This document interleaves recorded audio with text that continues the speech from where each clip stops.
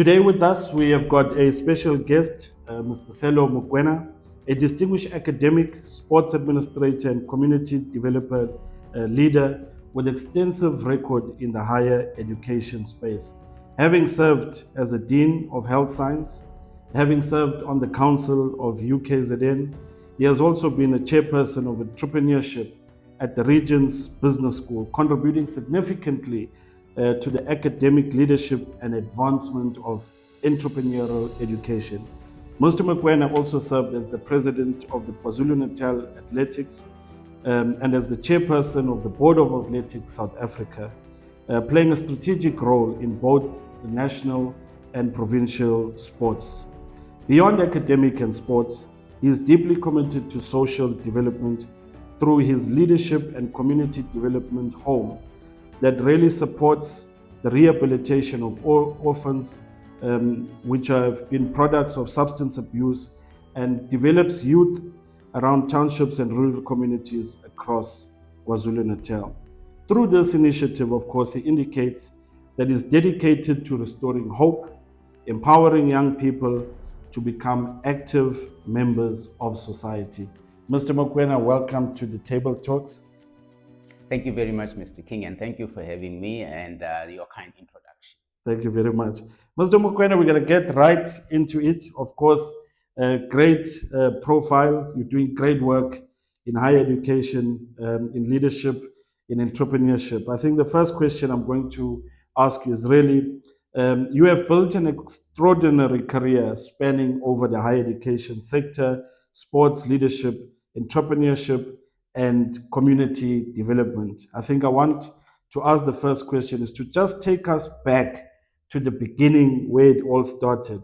What experiences, influences shaped the man and the leader that you are today? Thank you for that question. It's a very, very pertinent question. Let's take it going backwards. If you look at the profile itself, my entire life has always been about youth development. If you're at education, whether you're at basic education or higher education, we're talking about the youth. If you are in sport, we're talking about the youth and preparing a new cadre of leadership. So my entire career has been about youth development. It is still exactly the same in terms of what we do now about community development. Those two are intertwined. And what shaped my life was that I got involved in self-sustaining while I was very, very young. My dad passed on when I was 11, and I was living in a farm at that time. My dad was a farm laborer. Okay. And during those times, there was no security of tenure. If there was no male working at the farm, you lost your rights to live on the farm. So I was forced to leave school and work as a farm laborer for 5 years until I was about 16. Then I left and went back to school and eventually to the university. And obviously, a lot of people touched my life, and most of them strangers. And that is why I'm at this stage involved in touching the lives of young people who are not related to me whatsoever. Yeah. So it's just paying it forward. And Nice. what I learned from the farm in those 5 years is incomparable. I went to various institutions, obviously, higher education, universities. If you put all what I learned from those universities together, it doesn't come close to what I learned from the farm in those 5 years. Because the farm teaches you to be self-sustaining. You eat what you produce or what you catch in the nearest river. Yeah. Otherwise, you starve. And you tend to know that you're not alone. You can plant. If it doesn't rain, you're going to starve. So you quickly learn about God without anyone preaching to you about God. So the farm teaches you fundamentals. Yeah. And I appreciate the fact that my life started there and it shaped me for the future. Yeah. Nice. I know you've led at higher education in academia, sports, community development. In your experience, what are the key qualities that separate truly effective leaders from those who simply hold leadership positions? Leadership is about two things. The first and most important one It's not the ability to talk, but the ability to listen. Mm. Because you cannot lead people without understanding their plight. Often leaders try to shape direction instead of being shaped by the direction of the people they lead. So listening is Yeah. an critical, is the first and most important. The second one is to be part of the people. You can't lead people who you are not part of that society, you're not part of that community. Let me give you an example. You go to university, you come from a township, you qualify, and your first salary, you move out, you go into suburbia, and you want to lead that community from the suburbia while you are not part of that community, because there are a lot of things that you won't understand. You're not waking up there, you're not understanding their pain, um, socioeconomy, crime, starvation, Yeah. and all those things. You're not understanding them and you want to lead them. That's one of big mistakes we have in Mm. sociopolitics in South Africa, is that we have leaders who are telling people who are hungry how to respond to their hunger pains without themselves understanding. You've got to wake up and be hungry yourself to be able to Nice. understand that direction. So leadership is about that. It's about listening, and it's about being shaped by the people you lead, Yeah. not you shaping the people you lead. Nice, nice, nice. From your experience as a former dean and a member of course, council and senate, what do you believe are the biggest challenges facing South African students today? Of course, standing in the gap of having practical steps, should university accommodation providers and government take to improve student access in this country? The biggest one, and the worry for me, has always been that we lack common purpose. And I'll give an example here. Um, I've listened to Winnie Madikizela Mandela. At one stage, we were staging a race when I was president of KZN Athletics, and she was a guest speaker. And she indicated, which is true, that actually discourse is a very important thing in society. People who agree with each other all the time never grow. So Mm. you need to disagree and have a discourse. Then understand that what puts you together is your common purpose, is the outcome. It's not your differences.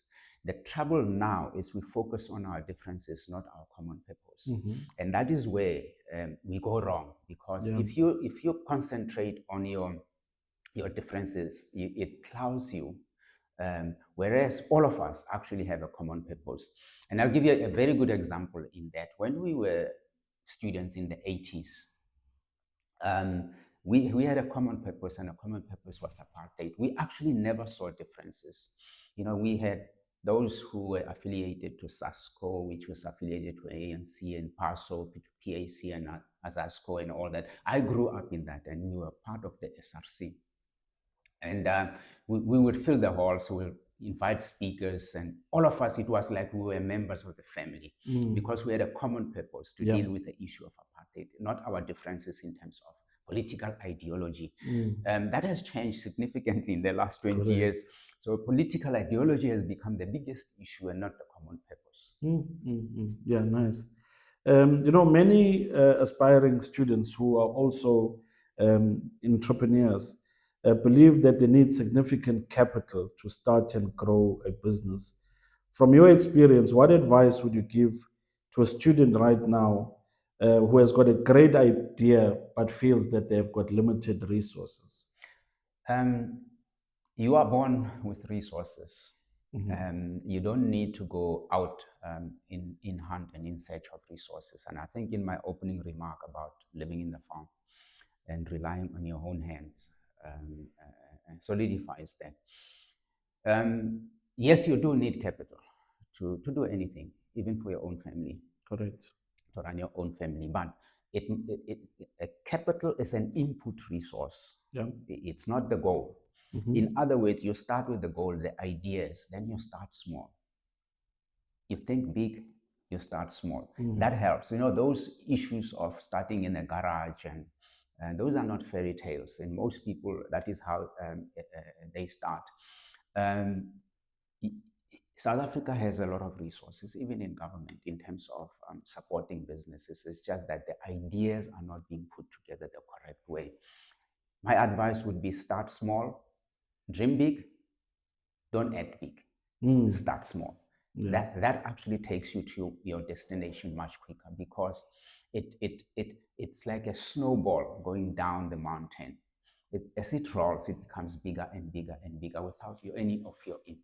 Mm. And I think, one of the things that I personally feel, especially with social media taking off, social media, for me, I feel that there's a lot of fake stuff happening on there, which makes youngsters believe that you can get rich quick. And people now, the youngsters, don't want to put in the work. Just the other day, I shared how when I started in student housing, I was a messenger. I would deliver post, make tea, wash dishes, do filing, not knowing that a year or two later, I would be the youngest supervisor or manager in the entire division, leading thousands of students in our accommodation facility. So definitely, I think I like it to start small but think big, because it's in the small starting moments that gathers the momentum for what's greater to come. So that's great. I think having led athletics at both provincial and national level, I'm interested to understand what you believe sport can play in addressing some of South Africa's biggest challenges right now, including, of course, youth unemployment, crime, and substance abuse. Mr. King, sport plays a very integral role in shaping a person. And I'll start with myself. Um, I did not get into sport. Sport got into me. When you are born on a farm, for an example, school, you are 9 years old, and school is about 10 kilometers away. Mm. At that time, we didn't have so-called scholar transport. Yeah. So you've got to either walk there and you walk in groups or run there. So walking and running was a way of life. It wasn't sports like it is now. It's Yeah. sport. So in that way, you don't choose sport. Sport chooses you. And the second thing and the vital thing about sport is that it teaches teamwork. And gone are the days where intelligence was measured on an individual, like Einstein's time and Galileo's time, where a person's IQ was high and they were sitting in a room and thinking and solved problems. Today's intelligence is about teams. Yeah. If you look at people like Elon Musk, and they will not shine without teams Team. around them. Yeah. So you've got to have have the ability to build a strong team around yourself in business, Yeah. and that actually sort of brings your intelligence to the fore. That's how the modern kind of IQ works. So sport teaches you teamwork, which you are going to need anyway, even in a family situation. Yeah. And the second thing or the third thing about sport is it will teach you a defeat. You see, someone you're gonna lose somehow. Yeah. So you gotta be able to be magnanimous in winning, to go to your opponent and say, thank you very much for giving me competition. Otherwise, I wouldn't be called a winner today. And when losing again, be humble when you lose. To congratulate. Don't blame the weather and have an excuse as to why you lost. So Yeah. sport teaches you that. When you go into business, you learn the same thing. Often people see your third or fourth or fifth business succeeding. They don't know Mm. how many have failed before you even tried that. The sport is exactly in the same lines. And that is why the two fundamental, and I'll mention this, two issues that actually were our downfall in basic education was making sport and God optional.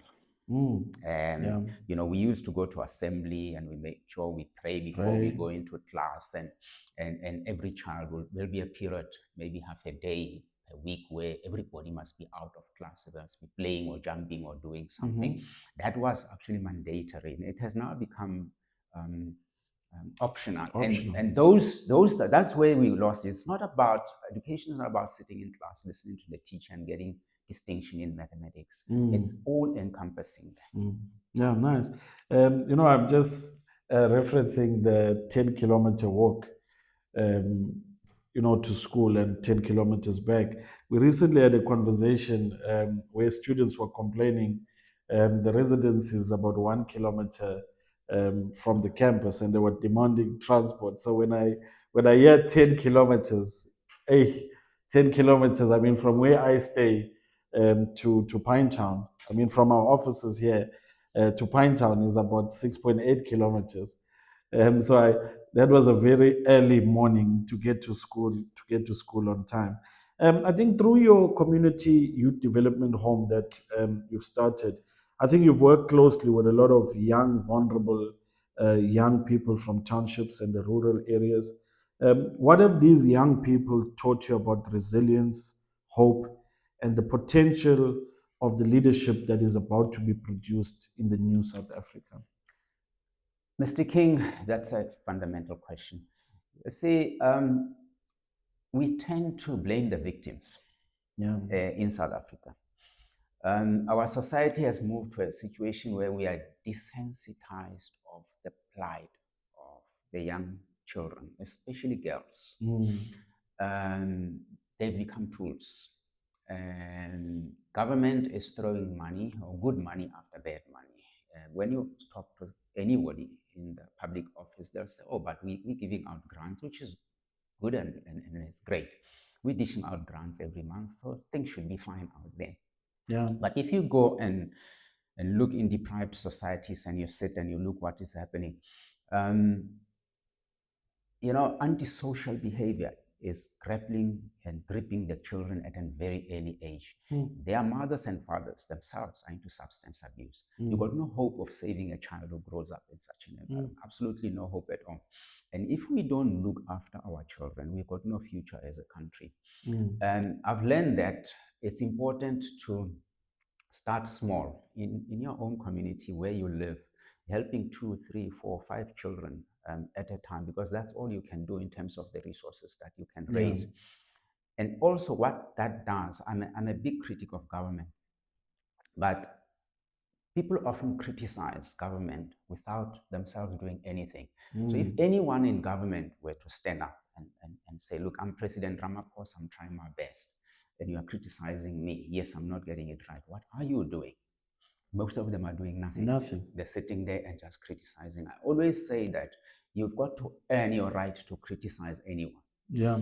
Um, when I go there out there and I say government's not doing this, it's because I'm already doing something in a small way about whatever I'm asking them to do. If we all of us don't wait to be rich and to be like this before we have 1 or 2 or 3 children we are not completely related to, it would take this country very, very far. Now, the children that we work with, what do I learn from them? Now, Mr. King, the nice thing about children, you know, we forget this because as you grow older, there's no that exuberance of youth. They just lack direction, but they have energy. They want to be better in one way or another, and they don't know how. They need guidance. Yeah. They teach you to be humble. They teach you to think. I always say there's nothing more important than an older person thinking like a child, because which is something that we miss. We think like we are old people. We are. Yeah. The children take risks, Yeah. which is you need in business. You need to succeed. Mm-hmm. They try new things. And when you work with children, you become part of that life. And it's something that is, um, it's unequal. You appreciate that kind of life. That is why I've always worked with youth, especially young children now. I've moved from older youth to very young children to try and shape their lives. Nice. You've spent a lot of time investing in education, as I said. As you look at South Africa today, what gives you hope for a better South Africa? We look at the media today and everything seems so negative. Unemployment going up, youth development not being funded correctly, corruption, fraud, maladministration. Um, how do we shape the youth of today to be better leaders in the new South Africa? Mr. King, education is useless until we use it as a tool to uplift our society. Yeah. Um, those who call themselves educated, you can't be educated just because you hold a paper, you have a PhD, or whatever that might be. And you don't have to tell anyone you're educated. it must radiate. It must show that this person has been through this. The other thing I wish to raise is that in my interactions and working with people, um, and limited travel, nationally and internationally, there is no country in the entire world that's beat South Africa. South Africa is the best country in the whole world. Warts and all, with all the problems that we have. The problem is we tend to be subsumed with the negativity. Negativity needs to go out and you focus on the positive. Nice. Then you realize how wonderful this country is. People can talk and say, yeah, but, and you write about them, social media and the media in general to say things are better in Europe, things are better elsewhere. They actually aren't.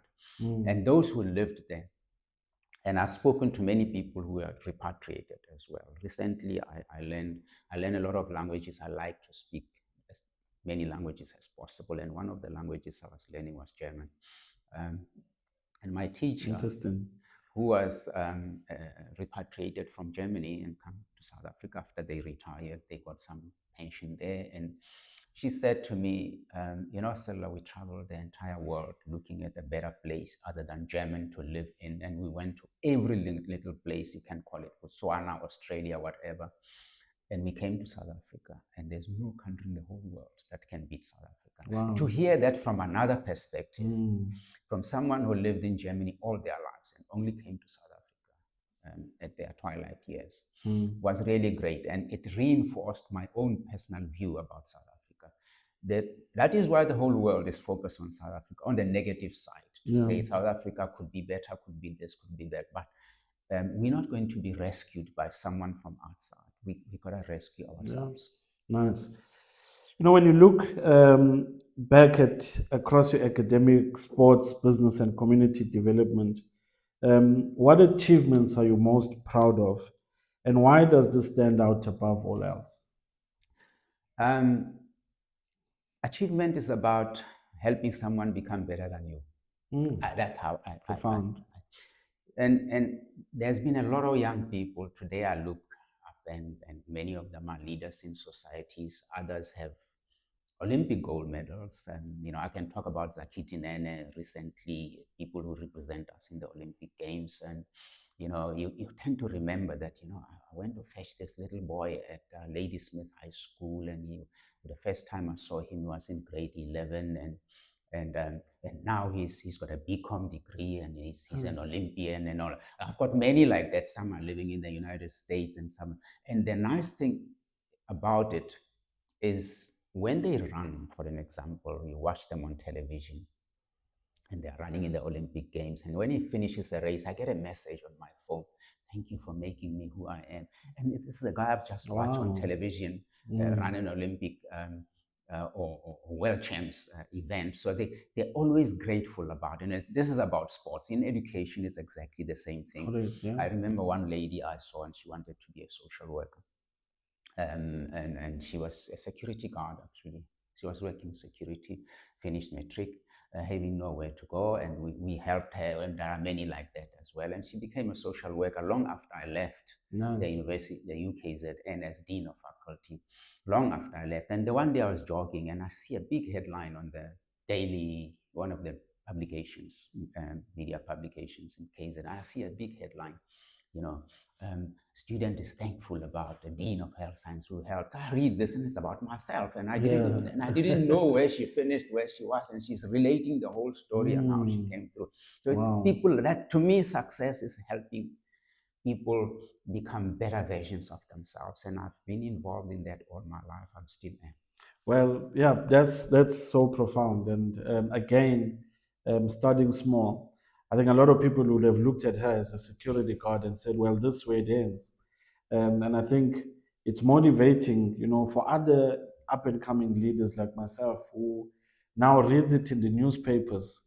You didn't need her to say thank you, but she acknowledges you playing an important part in her getting her degree and a social part. But let's talk about sports. I mean, South Africa is in Mexico. Your predictions are we looking good? Where to from here? I know Bafana's had quite a few years of being criticized. Are we in a better space with Bafana Bafana, and what's your predictions?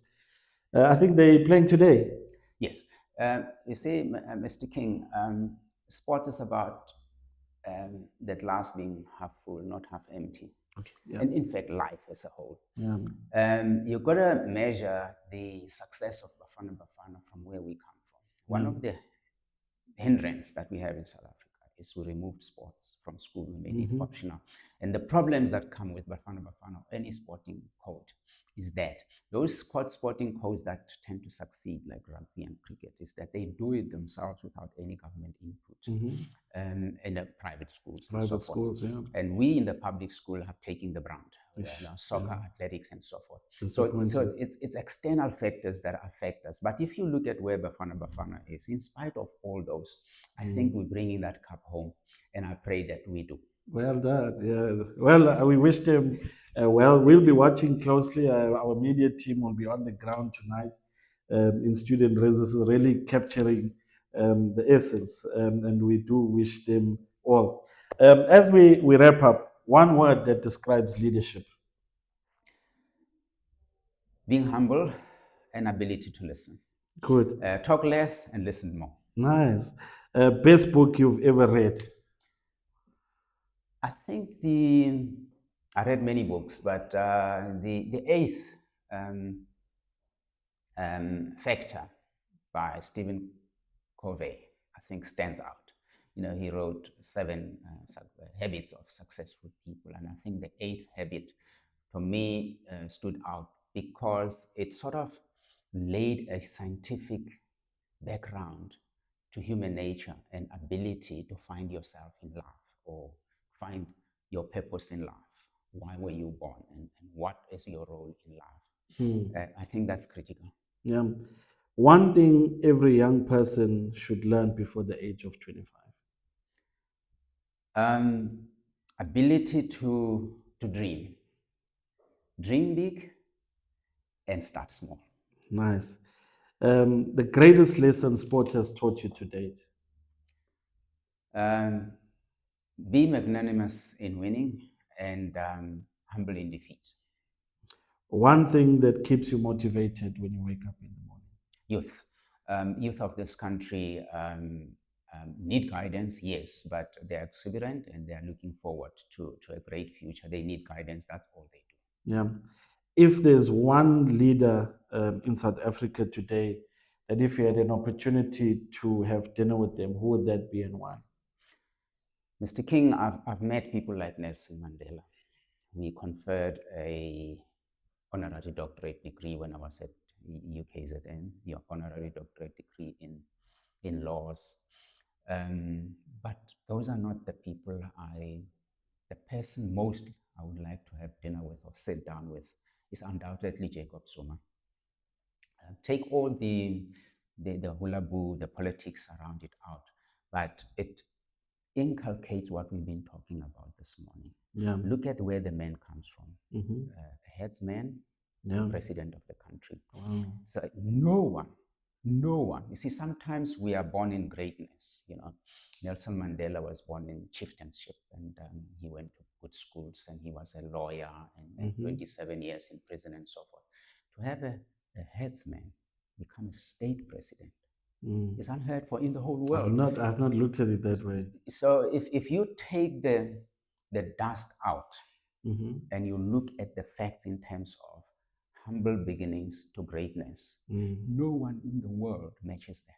Not a single person. Wow. So that's a man I would like to sit down with, look him in the eye, and say, "Wow, Well done. well done." In closing, if a young person from a township or a vast rural area watches this interview today, feels hopeless, no future, the surroundings just are so negative, what message would you like to give to them right now to turn that around? Keep paddling. When you are thrown in the deep end and you do nothing, even if you don't know how to swim, if you do nothing, you are sure going to drown and die. You keep kicking, you might land on the stone, and that might actually save your life. So keep paddling, the solution might be just around the corner. That would be my advice. And look around and don't be afraid to talk to people, not necessarily within the family. Yes, in the family, outside the family, priests and people who you want to say, this is what my dream is, and this is what I would like to do, and these are my troubles. You'll be amazed how help can be just around the corner. Yeah. Well, guys, a profound interview indeed. Mr. Sello Mokoena, I appreciate the opportunity to speak to a great mind like you. Great work you are doing out there in society. You have our support. Thank I you. have spoken to Mr. Majola to really provide support to Thank you the very home much. that you will, and I say continue. I'm a product of a foster care system. I also started small and I continue to grow daily. I covered it in my TikTok series. The boy who washed the dishes is leading Wow. one of the largest Mhm, student housing mhm. platforms today. And again, when I was in foster care, um, everything looked bleak. And one thing that really stood out at the time is when I completed my degree and I started working in management at UKZN, I went back to the home where I was a kid. I was 3 years old when I left. And the house mother at the place looked at me and started crying. I was interested to find out why is she crying. And she said, Julian, when you left here, it was still apartheid. Mhm, We had just mhm, come out. mhm. I think it was 1993 when I left. We honestly thought, because of all the negativity around us, that you would just end up in gangsterism, Mhm, in mhm, crime. mhm. So to hear now that you're leading student housing at a prestigious university like that of UKZN really brought hope to her that, not everyone in the orphanages and in Precisely, foster care precisely. are doomed for ruin. And the leaders, the great leaders are getting. And that's why I appreciate your insight to Jacob Zuma. I have never ever looked at it from herdsman to state president. And besides the noise around the Mhm. actual man, indeed a story to tell. And Absolutely. hopefully we can get President Zuma Wow, on, will be on fantastic. table talks, and we'll invite you to have a seat Thank you. and let's have the dinner over there. Anyways, guys, that brings us to the end of this session. We do hope you guys enjoyed the insight into a industry expert doing great work in society. Once again, Mr. Sello Mokoena, I appreciate your time hanging out. Until next Thank time, you. guys, next week, same time, we'll be on the Table Talks podcast with a new guest. If you want to be a guest on our show, please DM us, reach out to us, and we will schedule an interview with you guys so that you can be here. Let's talk all things student housing, property, business, and leadership. Let's make South Africa great again. Thank you, Cheers. Mr. King. Thank you.